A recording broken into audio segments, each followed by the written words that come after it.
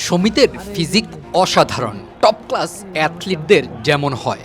সাধারণত যে কোনো খেলায় শক্তির প্রয়োজন পড়ে, তবে ফুটবলে প্রথম ৯০ মিনিট দৌড়াতে যে পরিমাণ শক্তি লাগে তা অনেকের পক্ষে বোঝাও কঠিন। সমিত অনুশীলনে এসে প্লেয়ার পারফরমেন্স কিট পরে নিচ্ছেন।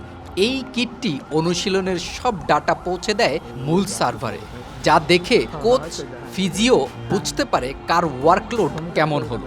যদি কারো বেশি চাপ হয়ে যায়, তাকে নিয়ে যে কোনো সিদ্ধান্ত নিতে সহজ হয় এই পারফরমেন্স কিট পরার মাধ্যমে। অনুশীলন শুরুর আগে সমিত একা একাই স্ট্রেচিং করছেন। হাই ইন্টেন্সিটি অনুশীলনের আগে এমন হালকা ব্যায়াম শরীরকে ফ্রি করে। বাংলাদেশের হয়ে অভিষেকের ঠিক আগে আগে এমনভাবেই ক্যামেরায় ধরা পড়লেন সমিত। ঠান্ডার দেশ থেকে আসা সমিতের সবচেয়ে বড় চ্যালেঞ্জ হচ্ছে এদেশের গরমের সাথে মানিয়ে নেয়া। তাই অনুশীলনে ঘাম জড়ানোর আগে শরীরে পরিপূর্ণ পানি থাকা চাই। সেজন্যই কিছুক্ষণ ব্যায়াম করে একটু পানি খেয়ে নিলেন। হাতে হাত মিলিয়ে শুরু হলো সমিতের অনুশীলন। দলের আর কন্ডিশনের সাথে মানিয়ে নেওয়া যে সমিতের জন্য চ্যালেঞ্জ নয়, তাই প্রমাণিত। সেজন্যই কোচ বলেছিলেন সে দ্রুত মানিয়ে নিচ্ছে। ফুটবলে সেট পিচ তখনই হয় যখন মাঠে একজন খেলোয়াড় আরেকজনকে খুব ভালোভাবে বোঝে। এমন অনেক সময় আসে যখন মুখে নয়, ইশারায় বোঝাতে হয় কার অবস্থান কোথায় থাকবে। তাই অনুশীলনের সময় সেই বোঝাপড়াটা তৈরি হওয়া খুব বেশি প্রয়োজন।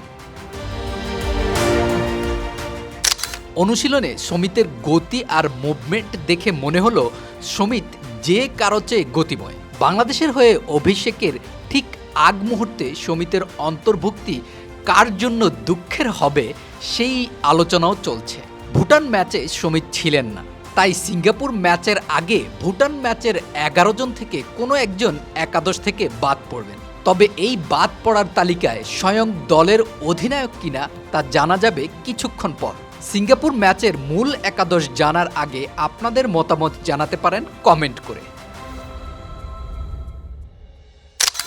শেষ মুহূর্তের প্রস্তুতিতে দলের সবাই সিরিয়াস। সমিত দলে আসার পর দলের শক্তি বেড়েছে অনেক গুণ। সিঙ্গাপুর বাংলাদেশের চেয়ে অনেক এগিয়ে। তারপরও সংবাদ সম্মেলনে আসা কোচ জানালেন পরিসংখ্যান নয়, বাংলাদেশের সাথে জিততে হলে তার দলকে ভালো খেলতে হবে। আর মাঠে এত এত দর্শকের উপস্থিতিতে তার দল কোনো চাপ অনুভব করবে না। এমন অনেকেই দলে আছে যারা এভাবে চাপ সামলে ভালো করেছে।